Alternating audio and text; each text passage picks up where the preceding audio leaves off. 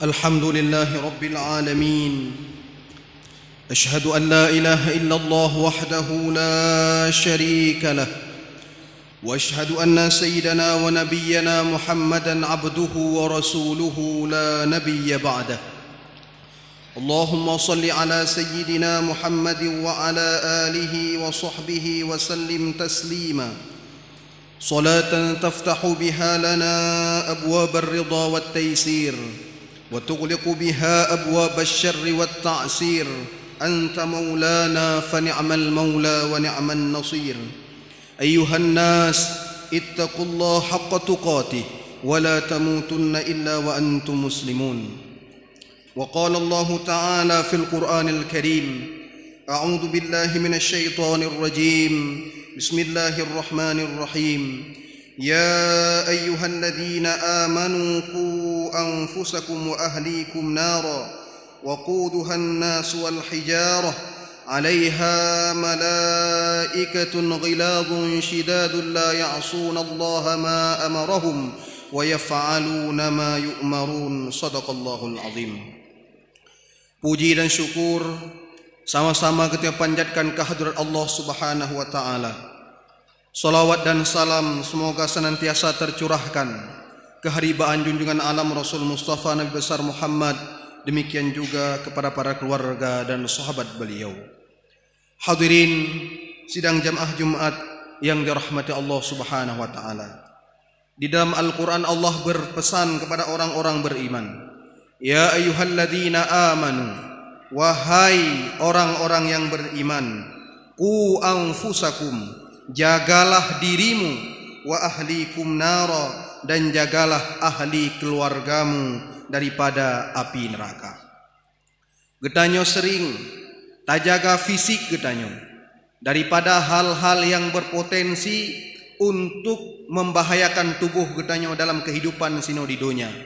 Tetapi betapa banyak terkadang getanyo lalai untuk menjaga tubuh getanyo, menjaga keluarga getanyo daripada terjerumuskan di dalam malapetaka yang berkepanjangan yang tidak ada batas akhirnya, yaitu malapetaka di hari akhirat nanti di dalam api neraka. Para ulama mengatakan, kullu hammin munqati' illa hamman nar, wa kullu ni'matin la tazul illa ni'matal jannah. Setiap kesempitan, setiap kesusahan, susah hudip lam dunia, sempit hudip lam dunia, munqati'un, na batas akhir, na abih, illa hamman nar, kecuali kesusahan dalam neraka. Wa kullu ni'matin la tazul, dan setiap kenikmatan akan sirna dan akan hilang, illa ni'matal jannah, kecuali nikmat syurga.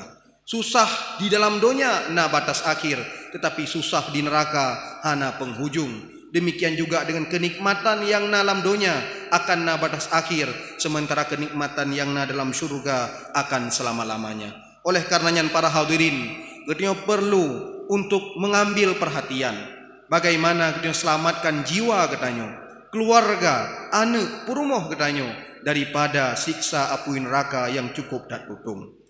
Hadirin sidang jamaah Jumat rahimakumullah, sebagai orang tua, nah kewajiban-kewajiban yang dipundakkan di dalam agama untuk mendidik anak sejak dari kecil. Man ahmala auladahu fis shighar dha'u fil kibar. Orang-orang yang mengabaikan anaknya saat kecil, dha'u fil kibar, anak itu akan hilang dari pangkuannya ketika ia sudah dewasa. Menyeureng si hana gepako, hana geperemen kepada anak wate mantang ubud, dalam artian hana gebi pendidikan agama, hana geperno adab dan akhlak, dha'u fil kibar, anak itu akan hilang dari pangkuannya ketika dewasa. Artinya walaupun anaknya umur panjang, mantang takalan sempat udip sampai raya, tetapi menyawate ubud hana tajaga, tabimbing, tabri pendidikan agama dan tak pernah akhlak, anaknya akan gadah dari getanya wate raya. Artinya anak itu tidak bisa memberikan kemanfaatan kepada orang tuanya, baik kemanfaatan di dunia, belum lagi kemanfaatan di akhirat. Oleh karenanya perlu bagi kita urang si untuk betul-betul memandang penting persoalan pendidikan anak, tajaga anak dari ubud, tak pernah ilmu agama, sehingga wate raya anak getanya bisa memberikan kemanfaatan kepada dirinya sendiri, kepada keluarga, dan kepada masyarakat. Sidang jamaah Jumat yang dirahmati Allah Subhanahu wa taala, bila di dalam dunia medis seorang orang tua dituntut untuk menjaga pola makan, menjaga konsumsi makanan semenjak sebelum konsepsi, sebelum berhubungan, sebelum merencanakan kehamilan, dan di saat hamil sidro ibu bayi dituntut untuk menjaga pola makan yang baik, maka di dalam agama pun katanya urang si dituntut untuk melakukan ikhtiar syar'i baik sebelum melakukan hubungan, bahkan semenjak dari akad nikah katanya jaga niat, kemudian juga di dalam masa kehamilan katanya sebagai urang si agam yang tamita nafkah dituntut untuk mencari nafkah yang halal, rezeki yang halal, sehingga anak katanya semenjak dalam kandungan tidak terkotori dengan makanan-makanan yang haram. Kemudian juga amalan-amalan yang gak anjurkan untuk dilakukan oleh seorang ibu dan seorang ayah dalam masa kehamilan. Misalnya sidro urang inang awate hamil dari bulan kedua dan bulan kele, dalam trimester pertama dianjurkan untuk banyak membaca surah Muhammad dan surah Luqman. Kemudian di trimester kedua, bulan 4, 5 ke 6, sidra wanita hamil dituntut untuk banyak membaca surah Yusuf. Pakan bulan fun kedua kelihatan baca surah Muhammad dan surah Luqman, hikmahnya agar si anak mendapat kebaikan akhlak. Kemudian bulan ke-4, ke-5, ke-6 guyub pula baca surah Yusuf agar mendapat wajah yang tampan. Dan di bulan ke-7, 8 dan 9 seorang ibu hamil diperintahkan untuk banyak membaca surah Maryam agar mudah dalam proses melahirkan. Kemudian juga di saat kelahiran, doa-doa yang harus tak baca, surah-surah yang disunatkan untuk tak baca. Demikian juga pada masa 7 kelahiran disunatkan untuk menyembelih akikah, menyanamit agam tasir wabuh kameng, anamin inang tasir sabuh kameng, sebagai bentuk kesyukuran katanya atas nikmat yang diberi oleh Allah Subhanahu wa taala, dan sebagai bentuk berluas-luas dengan fakir miskin dan urang-urang yang disilingka katanya. Di samping katanya inginkan agar dengan doa-doa orang fakir, doa-doa orang kasihan, anak katanya akan tumbuh menjadi anak-anak yang baik nantinya. Hadirin sidang jamaah Jumat rahimakumullah. Di dalam kitab Tanbihul Ghafilin disebutkan sebuah hadis yang diriwayatkan daripada Abi Hurairah radhiyallahu anhu. Rasul sallallahu alaihi wasallam bersabda, "Min haqqil walad 'alal walid thalathatu asya." Heboh perkara yang menjadi hak anak kewajiban bagi urang si. Di antaranya adalah ayyuhassina ismahu idza walada wa yu'allimuhul kitab idza aqala wa yuzawwijuhu idza adraka. Hak anak yang wajib dipenuhi di urang si di antaranya adalah memberikan nama yang baik di saat anaknya lahir. Baik sampai getanya terpengaruh dengan jargon-jargon, slogan-slogan sebahagian urang-urang di luar Islam yang mereka mengatakan apalah arti sebuah nama. Karena pakan di dalam Islam di balik nama terselip doa. Di dalam nama tafaul, sempena yang god, agar anaknya singa akan mewarisi kebaikan yang ada pada namanya. Maka dituntut dan dianjurkan agar urang si geberi kepada anak nan yang god, utamanya di dalam bahasa Arab, dan utamanya nama-nama yang muwafiqan li asma'il anbiya, nama-nama yang berkesesuaian dengan nan para nabi, Mustafa, Mujtaba, dan nama-nama Nabi Allah yang lain. Juga di antara nama-nama yang god urang si gebuhnan anak anak agam, lafai abdun diidhafahkan kepada asma-asma Allah, Abdullah, Abdul Rahman, Abdul Hadi dan sebagainya.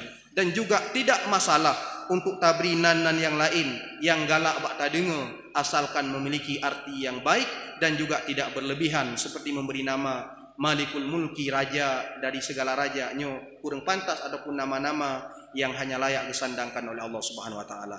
Oleh karenanya para hadirin, getanya urang si perlu memberikan nama yang baik. Bila getanya hana datang bohnan yang god, getanya berkonsultasi, bertanya dengan gure-gure yang di tempat getanya, penan yang god tabuh kepada anak-anak getanya, agar mudah-mudahan wate anaknya raya dia mewarisi kebaikan yang ada pada namanya. Kemudian kewajiban urang si kepada anak, wa yu'allimuhul kitab, mengajarkan ilmu agama ketika anak itu mulai bisa berpikir. Wate ubud taja intat balai-balai pengajian. Wate karek bacut, alangkah lebih baik ta intat bak daya. Kalaupun hana tak intat bak dayah, tak intat bak pendidikan umum, jangan kita abaikan pendidikan agamanya. Karena betapapun sukses anak kita di dunia, bila tidak dibekali dengan ilmu agama yang baik, dia tidak akan bisa memberikan kemanfaatan kepada kita di urut akhirat. Dan salah-salah kita akan getik dalam neraka oleh Allah bersebab oleh kita gagal dalam memberikan pendidikan agama kepada anak-anak kita. Kemudian juga wa yuzawwijuhu idza adraka. Hak anak yang wajib dipenuhi oleh orang Syiah adalah menikahkannya ketika sudah mulai dewasa.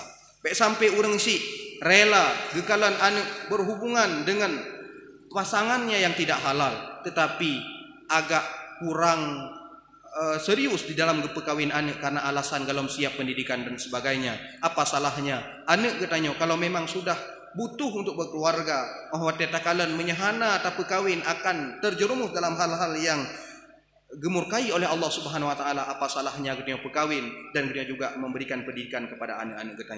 Hadirin sidang jamaah Jumat rahimakumullah, Sayyidina Umar radhiyallahu anhu pernah bak sabah wate terus tidak urang si geba anak ke sajan geja adu bak khalifah Amirul Mukminin, wahai Amirul Mukminin, ya khalifah nyo anak ulun nyo durhaka kepada ulun. Maka Sayyidina Umar pun awat dia gedengar curhatan sidro ayah bahwa anak yang durhaka. Sayyidina Umar cukup berat bungeh gedhot anaknya, genasehati dan gejelaskan pemanteng hak-hak anak yang hak-hak orang Syiah yang wajib dipenuhi oleh anak. Setelah Sayyidina Umar menjelaskan hak-hak orang Syiah terhadap anak, maka anaknya balik bertanya, wahai khalifah, ya Amirul Mukminin, droneh kalih menjelaskan baklun hak-hak orang Syiah bagi anak.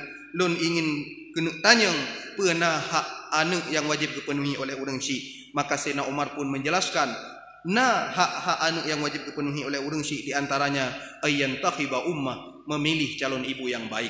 Artinya baik sampai sidro anak dicela oleh orang, dihina oleh orang gara-gara terlahir daripada ibu yang tidak mulia.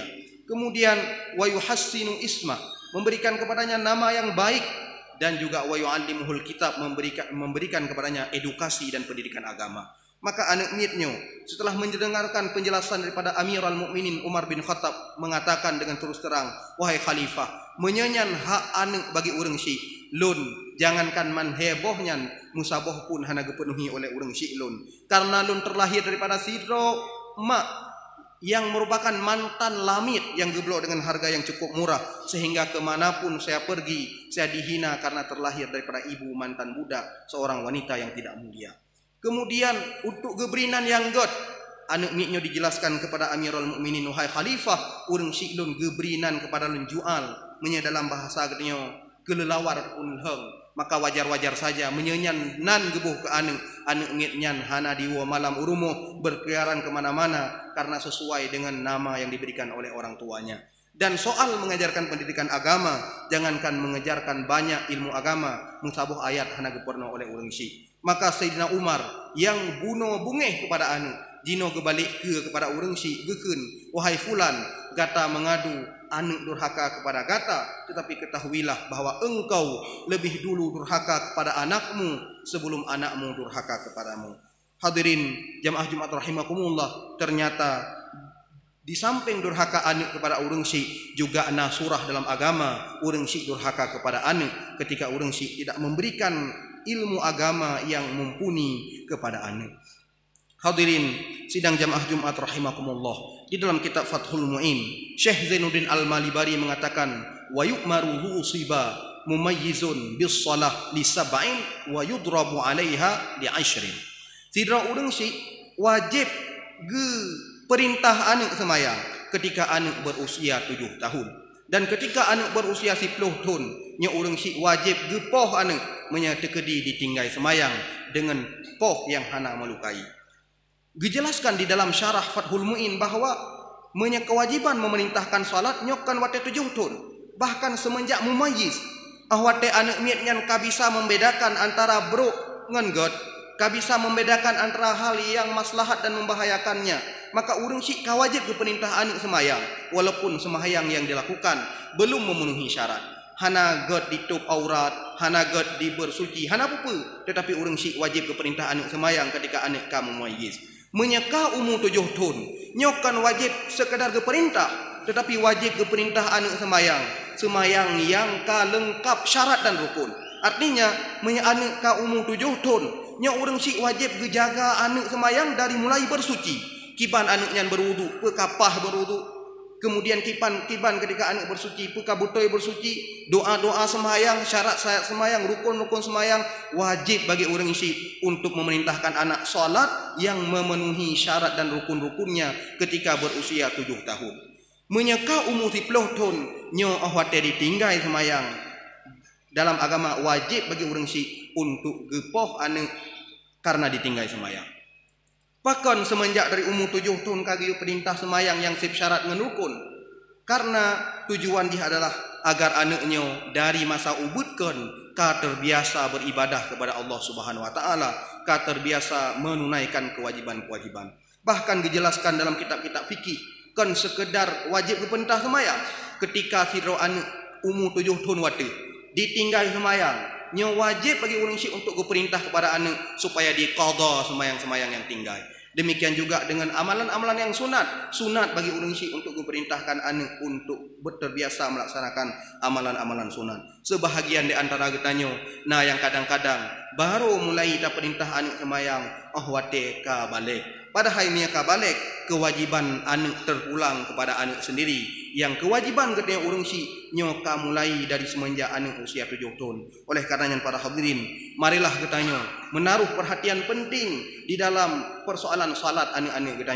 Karena menyatakan dalam kitab-kitab dijelaskan wa yu'maru qahran. Perintah semayang kepada anak kan perintah biasa. Kan yu atas nama mekalih tayu. Tetapi wa yu'maru qahran, perintah yang tegas. Kiban perintah yang tegas? Ketika hidro anak mit galom di pajuh bu bunga, maka le orang si ahwate geyo jak tikula gekun wahai anak menyegalom pajuh bu bunga bek jak tikula hari. Nyandum serius katanya dalam persoalan pajuh bu bunga yang hampir-hampir jeut hana dijak tikula menyebu bunga galom di pajuh. Tetapi dalam persoalan salat kadang-kadang katanya tayu muka tayu laju, apalagi malah anatom tayu. Di dalam agama orang si berkewajiban untuk memerintahkan anak salat umur 7 tahun wa yu'maru qahran, perintah secara tegas. Dalam artian memang anaknya galom di semayang getanya hanjat taweh dan getanya sabi payah tapakat tapugo memang tengen supaya anaknya di semayang. Mudah-mudahan bila memang getanya dari ubud kata purumun anak getanya persoalan salat ketika besar getanya hana perle berat-berat untuk tayu anak karena memang dari kecil dia sudah dididik dengan pendidikan agama. Tetapi menyawate ubud getanya lalai wate raya ada beberat rencana tawid tawid li karena anak tanya kaget kru di dalam hal-hal yang hana diridha oleh Allah Subhanahu wa taala. Man ahmala auladahu fi shighar dha'u fil kibar. Kalau masa kecil anak itu diabaikan, maka masa besar anak itu sudah hilang dari pangkuan orang tuanya. Hadirin sidang jamaah Jumat rahimakumullah, mudah-mudahan kita selalu merenung perintah Allah dalam Al-Qur'an. Ya ayyuhalladzina amanu qu anfusakum, tajaga diri getanya, wa ahlikum, dan tajaga ahli keluarga getanya dari neraka. Dengan getanya serius menjaga diri getanya dari neraka dengan cara beramal atau pemantang yang giyu oleh Allah Subhanahu wa taala dan menjauhi hal-hal yang dilarang oleh Allah Subhanahu wa taala, getanya akan selamat di dunia dan di akhirat. Amin Allahumma amin. Alhamdulillahi rabbil alamin. Asyhadu an la ilaha illallah wahdahu la syarika lah. Wa asyhadu anna sayyidana wa nabiyyana Muhammadan abduhu wa rasuluhu la nabiyya ba'dah. Allahumma salli ala sayyidina Muhammad wa ala alihi wa sahbihi wa sallim taslima. Salatan taftahu biha lana abwab ar-ridha wat taysir wa tughliqu biha abwab asy-syarri wat ta'sir. أنت مولانا فنعم المولى ونعم النصير. أيها الناس اتقوا الله حق تقاته ولا تموتن إلا وأنتم مسلمون.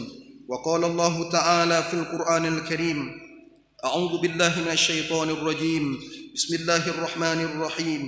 يا أيها الذين آمنوا قوا أنفسكم وأهليكم نارا وقودها الناس والحجارة عليها ملائكة غلاظ شداد لا يعصون الله ما أمرهم ويفعلون ما يؤمرون. بارك الله لي ولكم في القرآن الكريم ونفعني وإياكم بما فيه من الآيات والذكر الحكيم وتقبل مني ومنكم تلاوته إنه هو السميع البصير.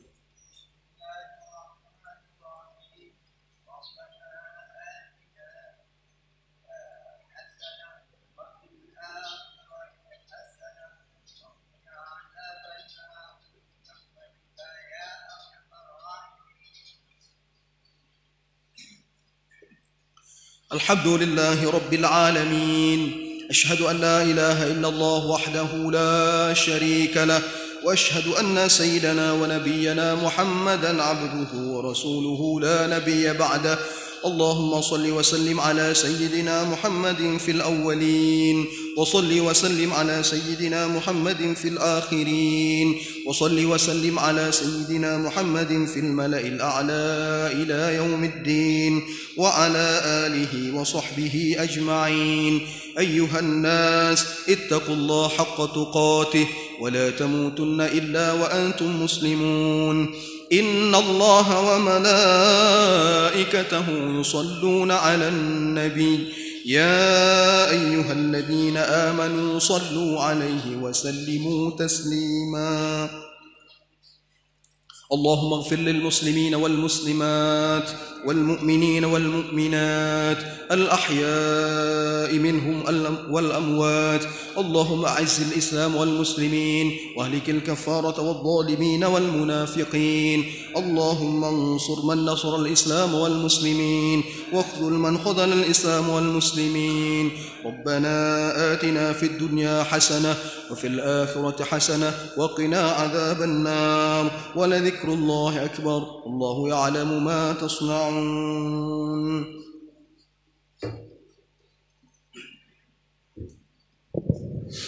الله أكبر الله أكبر، أشهد أن لا إله إلا